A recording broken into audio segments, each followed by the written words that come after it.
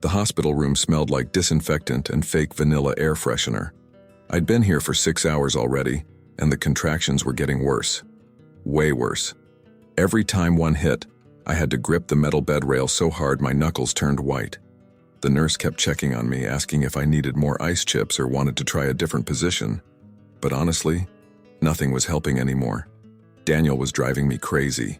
He kept walking back and forth across the tiny room, from the window to the door and back again. His sneakers squeaked on the linoleum floor every single time. I wanted to tell him to sit down, to hold my hand, to do something useful, but every time I opened my mouth, another contraction would hit and all I could do was breathe through it. "Can you please just sit with me?" I finally managed to say between waves of pain. He looked at me like I'd asked him to perform surgery. His face was pale and there were sweat stains under his arms even though the room was freezing.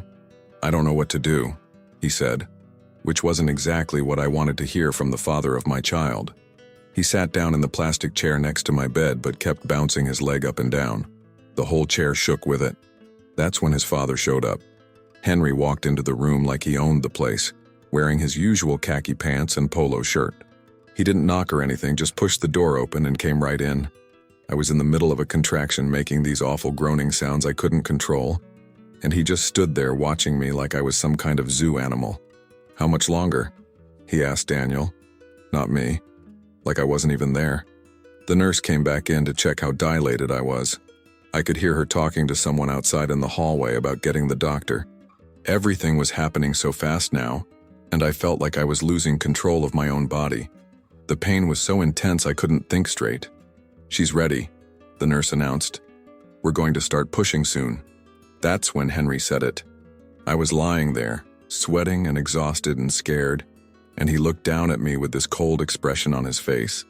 "If it's a girl, just leave her. We only keep boys in this family." I actually stopped breathing for a second. I thought maybe I'd misheard him because of the pain medication they'd given me earlier. But Daniel didn't say anything. He just stood there looking at the floor, his hands shoved deep in his pockets. "Did you hear what your father just said?" I asked Daniel, but my voice came out weak and shaky. Another contraction was building and I could feel it getting ready to knock me over again. Daniel finally looked at me, and I saw something in his eyes that made my stomach drop. Not anger at his father, not shock, just this terrible, guilty look. "Sorry, dear," he whispered, so quiet I almost didn't hear it. The room started spinning. The fluorescent light seemed too bright, and I could hear the monitor beeping faster and faster. The nurse was saying something about breathing, about staying calm, but all I could think about was what Henry had said. "Leave her. Just leave her." I tried to focus on the baby instead, on the fact that I was about to meet my child. Boy or girl, I didn't care. I'd already picked out names for both. I'd already imagined holding them, feeding them, watching them sleep. But now there was this horrible weight pressing down on my chest, and it wasn't just the contractions anymore. The pain got so bad I couldn't keep my eyes open. Everything went dark, and the last thing I heard was Henry's voice again, saying something to Daniel about family traditions and the way things are done. When I woke up, everything felt different. The pain was gone, replaced by this deep, bone-tired exhaustion that made even lifting my head feel impossible.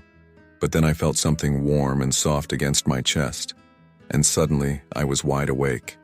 She was perfect. Tiny pink fingers, a little button nose, and she was making these soft snuffling sounds against my hospital gown. I couldn't stop staring at her. Her hair was dark like Daniel's, but she had my chin, this determined little point that made me smile even though I wanted to cry. "She's beautiful," the nurse said. Her name was Maria, and she had kind eyes behind wire-rimmed glasses. She'd been the one helping me through the worst of it, holding my hand when Daniel couldn't seem to figure out how. "She," I repeated, the word hitting me like a brick. A girl. I looked around the room, but Henry was gone. Daniel was sitting in the corner, staring at his phone like it held all the answers to life. He hadn't even asked to hold her yet. Maria leaned down close to me, pretending to adjust the baby's blanket. "Your brother recorded everything," she whispered, "while you were unconscious. He heard what they said." I blinked at her, confused. "My brother?" "Lucas. He came by when you weren't answering your phone. He was worried." She glanced toward the door. then back at me. He heard the whole conversation. He has it on his phone. My brain felt foggy, like I was trying to think through cotton. Lucas had been here? I didn't even remember him coming in. But then again, I didn't remember much after Henry said those awful words. Everything after that was just pain and darkness. He wanted me to tell you he'll be back in the morning, Maria continued, and that you should know you're not alone in this. I looked down at my daughter again. She was sleeping now, her little chest rising and falling so gently I had to keep checking to make sure she was still breathing. Her tiny hand had wrapped around my finger, holding on with surprising strength. "What's her name?" Maria asked. "Emma," I said without hesitation. I'd known it for months, even when Daniel kept insisting we wait to find out the sex. "Emma Rose. That's a lovely name." Maria smiled and made a note on her clipboard. "Would you like me to bring her back to the nursery so you can rest?" "No." The word came out sharper than I intended. I pulled Emma closer to me, this protective instinct kicking in that I'd never felt before. "I want to keep her with me." Maria nodded like she understood. "Of course. I'll let the doctor know you're both doing well." After she left, the room got quiet again. Daniel finally got up from his chair and came over to the bed.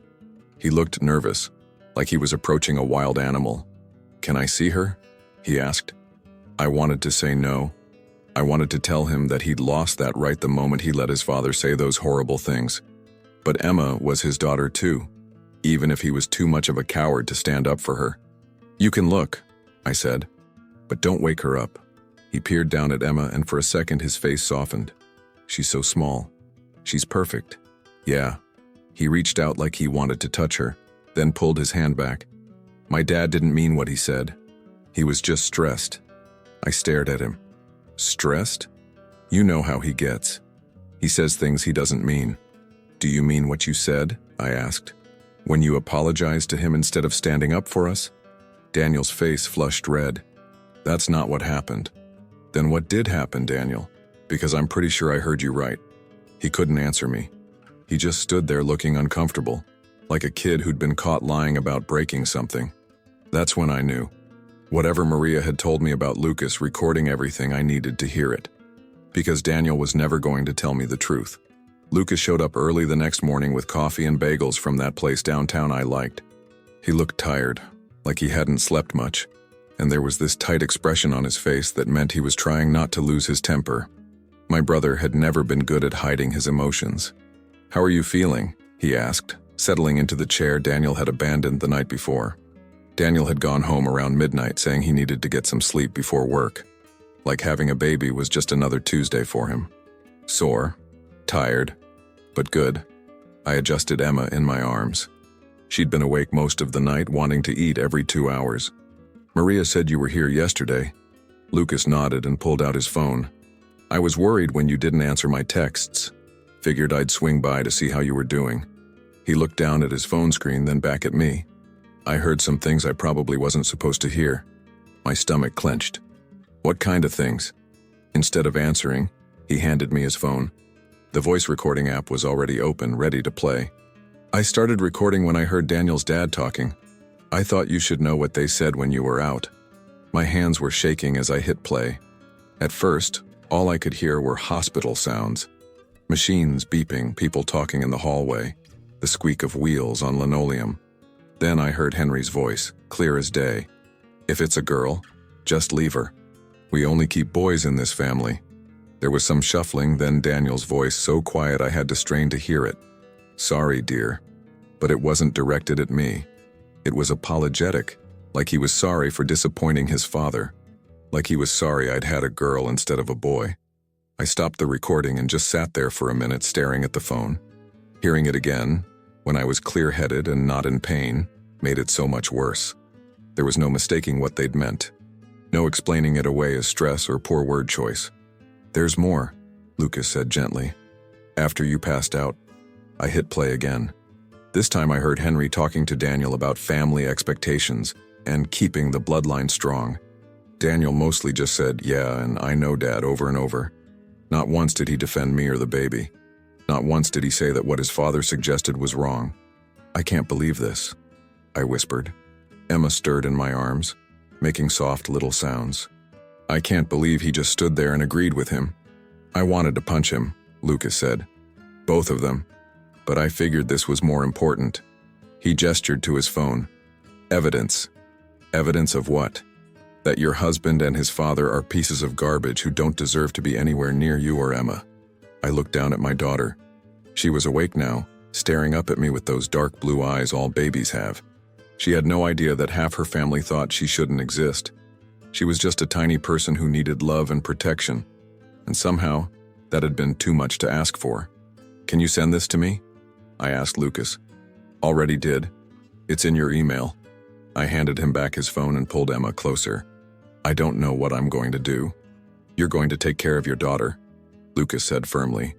And you're going to stop letting Daniel and his family treat you like garbage. It's not that simple. We're married. We have a mortgage. I can't just leave. Yes, you can. He leaned forward in his chair. Look, I'm not saying it'll be easy, but Mom and Dad didn't raise us to put up with this kind of thing. You remember what Dad always said about people who show you who they really are? I did remember. Dad used to say that when someone shows you who they are, believe them the first time. Don't make excuses for them or try to see the good in them if they've already shown you their true colors. I need to think about this, I said. Think about what? Whether your daughter deserves better than a father who apologizes to his own dad for her existence? Lucas was right, and I knew it. But knowing something and being ready to act on it were two different things.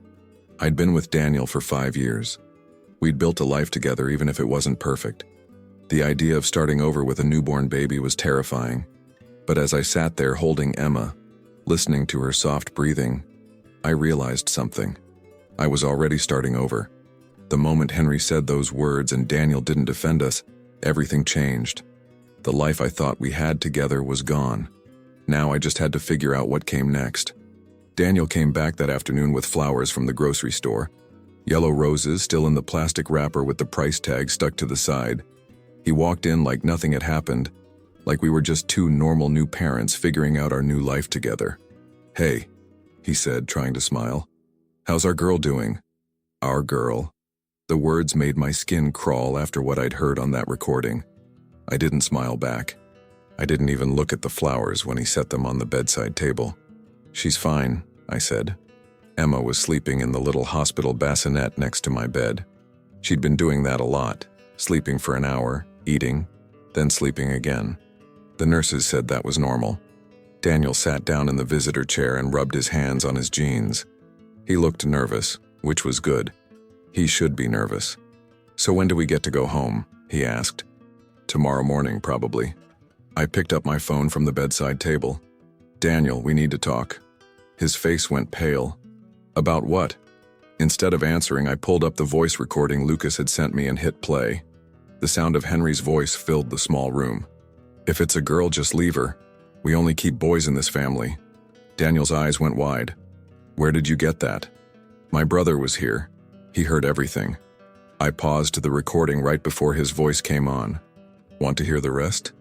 No, I hit play anyway. His own voice came through the phone speaker, quiet but clear. Sorry, dear. Then more conversation about family traditions and keeping the bloodline strong. Daniel was shaking his head before the recording even finished. It's not what it sounds like. What does it sound like to you? My dad was upset. He says stupid things when he's upset. You know how he is. And what about you? I asked. What's your excuse? He started doing that thing where he rubbed the back of his neck when he was uncomfortable. I was scared, okay? I didn't know what to say. Everything was happening so fast, and you were in so much pain, and you just what? Decided to apologize to your father instead of standing up for your daughter? I didn't apologize to him. I apologized to you. No, Daniel. You didn't. I replayed that part of the recording again. His voice saying, sorry, dear, right after his father's horrible comment.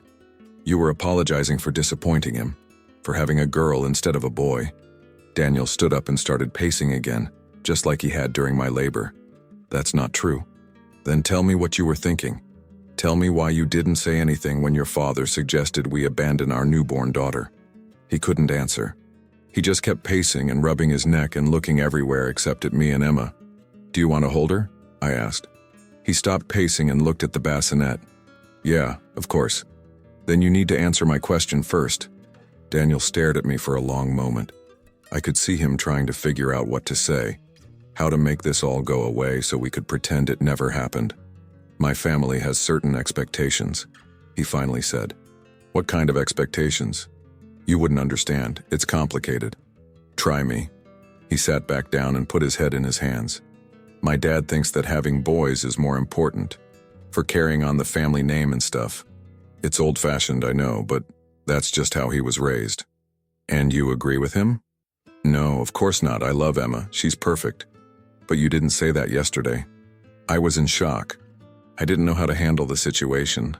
I looked over at Emma, sleeping peacefully in her little pink hospital blanket. She had no idea that her own father was sitting 3 feet away, making excuses for why he couldn't defend her existence. Daniel, I need you to leave. What? I need you to go home. I need some time to think. You can't be serious. We just had a baby, and your father suggested we abandon her, and you apologized to him for not giving him a grandson. So yes, I'm serious. He tried to argue, tried to convince me I was overreacting, but I'd already made up my mind. I turned away from him and focused on Emma instead. After a few minutes of uncomfortable silence, I heard him pick up his jacket and head for the door. This isn't over, he said before leaving. Maybe it wasn't, but for the first time since Emma was born, I felt like I could breathe properly. The room was quiet except for the soft sounds she made in her sleep, and I realized that this was what peace felt like. Just me and my daughter, without anyone else's expectations or disappointments weighing us down. Coming home from the hospital felt strange. Everything looked exactly the same. The blue couch Daniel and I had picked out together, the wedding photos on the mantle, the coffee mug he'd left in the sink before rushing to the hospital 2 days ago. But it all felt different now, like I was seeing it through someone else's eyes. Lucas had taken a few days off work to help me get settled. He was better with Emma than Daniel had been, not afraid to pick her up when she cried or change her diaper when it needed to be done. He'd set up the baby monitor and figured out how to work the breast pump while I was still trying to remember which end was up. You don't have to stay, I told him, on the second night home. Emma had finally fallen asleep after an hour of fussing, and we were sitting in the living room with the baby monitor crackling softly between us. Yeah, I do, he said. At least until you figure out what you're going to do about Daniel. Daniel had been texting me constantly since I'd kicked him out of the hospital room. Long messages about how sorry he was, how much he loved me and Emma, how his father's opinions didn't matter. But he still hadn't said the words I needed to hear. He hadn't said that what his father suggested was wrong. He hadn't said he would stand up to Henry if it happened again. I made an appointment with a lawyer, I said. Lucas nodded. Good. What kind of lawyer? Family law. I found her online. She specializes in custody cases. When's the appointment? Friday. I picked up my phone and scrolled through Daniel's latest text messages. I'm scared, Lucas. Of what? Everything. Starting over. Being a single mom. Not having enough money. What if I can't do this on my own? You're not on your own, he said. You've got me. You've got Mom and Dad, and you've got Emma. That's what matters. Emma started crying upstairs, and I automatically got up to go check on her. She was wet and hungry in that order. While I was changing her diaper, I heard voices downstairs. Daniel's voice, then Lucas's, both of them getting louder. I finished feeding Emma and put her back down, then went to see what was happening. Daniel was standing in the living room doorway, and Lucas was blocking his way. She doesn't want to see you right now, Lucas was saying. This is my house, Daniel said. That's my wife and my daughter upstairs. Your wife who you betrayed? Your daughter you were ready to abandon? I never said I wanted to abandon anyone. You didn't have to say it. Your silence said it for you. That's when I walked downstairs. Daniel looked terrible, unshaven, wearing the same clothes I'd seen him in yesterday, dark circles under his eyes. He looked like a man who hadn't been sleeping. Hi, he said when he saw me. Hi. Can we talk, please? I looked at Lucas, who shook his head slightly, but I knew I had to face this eventually. Okay, but not here. Outside. We sat on the front porch steps, the same steps where we'd shared our first kiss 6 years ago. It felt like a lifetime ago now. I've been thinking about what you said, Daniel started, about how I should have stood up to my dad. And? And you're right, I should have said something. But you didn't. No, I didn't. He was quiet for a moment. My dad has very strong opinions about family, about tradition. I grew up hearing this stuff, and I guess I just learned not to argue with him. Even when he's talking about your own daughter. Daniel looked down at his hands. I know how it sounds. I know it was wrong. But in that moment, with everything happening so fast, I just froze. What happens the next time he says something like that? There won't be a next time. How do you know? Because I'll make sure there isn't. I wanted to believe him. Part of me still loved the man I'd married, the one who used to bring me coffee in bed on Sunday mornings and laugh at my terrible jokes. But that man had disappeared when it mattered most, and I wasn't sure I could trust him to come back. I'm seeing a lawyer on Friday, I said. Daniel's face crumpled. Don't do this, please. We can work this out. Can we? Because every time I try to talk to you about what happened, you make excuses. You blame your father. You blame the stress. You blame everything except yourself. I'm not making excuses anymore. I'm telling you I was wrong. Wrong about what, specifically? He was quiet for so long I thought he wasn't going to answer. Finally, he said, wrong for not defending you and Emma. Wrong for caring more about what my father thought than about my own family. It was the closest thing to a real apology I'd gotten from him. But it still didn't feel like enough. The lawyer's office smelled like leather and old books. Jennifer Martinez was younger than I'd expected, maybe mid-30s with kind eyes and a firm handshake. She listened to my whole story without interrupting, taking notes on a yellow legal pad. Do you have the recording with you? She asked when I finished. I pulled out my phone and played it for her. She listened with a neutral expression, but I saw her eyebrows raise slightly when Henry's voice came through the speaker. This is pretty damning, she said when it finished, especially combined with your husband's response or lack thereof. What are my options? Well, you're married, so custody gets complicated. But given the circumstances and with this recording as evidence, I think we can make a strong case for primary custody. Maybe even supervised visitation for your husband, at least initially. Supervised? Until he can prove that he won't allow his father around your daughter unsupervised. The recording shows a pattern of family dysfunction that could be harmful to a child. I felt a weight lift off my shoulders that I didn't even know I'd been carrying. So I can protect her? You can absolutely protect her. That's what the courts are for. I filed the paperwork that afternoon. Daniel didn't fight it, which surprised me. Maybe he knew he didn't have a leg to stand on, or maybe he was finally starting to understand how badly he'd messed up. His lawyer called Jennifer a few days later to work out a temporary arrangement. Supervised visits twice a week, no contact with Henry, and Emma would stay with me. The house felt different after that. Lighter somehow. Lucas helped me move Emma's crib into my bedroom and pack up some of Daniel's things. I kept expecting to feel sad about it, but mostly I just felt relieved. You did the right thing, my mom said when I called to tell her what happened. She and Dad were driving up from Phoenix the next weekend to meet Emma. I can't believe that man said such a horrible thing. Daniel's not all bad, Mom. He's just weak. Sometimes weak is worse than bad, honey. Bad people you can avoid. Weak people let bad things happen to the people they're supposed to protect. She was right. I'd married a man who couldn't stand up for his own family when it mattered most. That wasn't the kind of father I wanted for Emma. The next few months fell into a routine.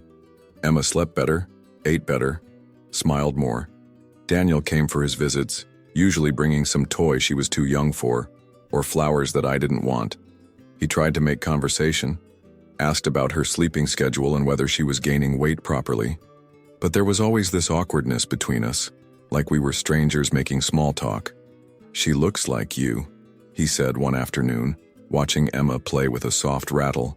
She looks like herself, I said. I miss this, I miss us.